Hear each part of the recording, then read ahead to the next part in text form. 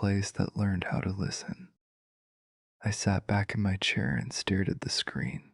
The fluorescent lights above me buzzed. The building settled with a groan. Outside, the wind picked up, rattling the metal siding. I looked at the 3 tapes with future dates. They sat on the corner of my desk, lined up like soldiers. Waiting. I should have stopped there, logged what I'd found, filed a report, let someone else deal with it.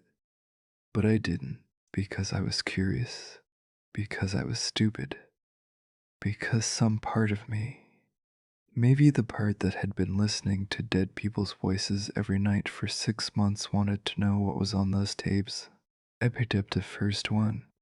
The date on the label was exactly 2 weeks away. I held it up to the light, looking for any sign of tampering, any indication that someone had recorded over an old tape and mislabeled it. Nothing. The cassette looked pristine, factory sealed. I popped it into the deck, adjusted my headphones, hit play. Static, just like the others. I let it run, waiting for the pattern to emerge. And it did, but this time it wasn't tapping or breathing or footsteps. This time it was my voice, not speaking, not saying words, just sounds. The little noises you make without thinking, the way I clear my throat before I talk, the specific rhythm of my breathing when I'm concentrating, the soft click my jaw makes when I'm anxious, all of it isolated and repeated, like someone had been recording me without my knowledge and was playing it back in fragments. I ripped the headphones off. My heart was hammering. I looked around the empty archive room, suddenly aware of how alone I was.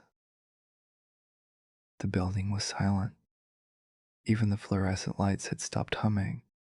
I told myself it was a coincidence. Maybe I'd been recorded before and didn't remember. Maybe someone at the bureau was playing a prank. Maybe I was just tired and paranoid and hearing things that weren't there.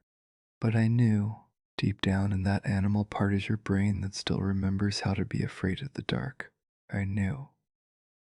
I didn't listen to the other 2 tapes. I logged them as corrupted, packed up box 47, and shoved it in the storage closet at the back of the building. Then I went home, took a sleeping pill, and tried to forget about it. That lasted 3 days.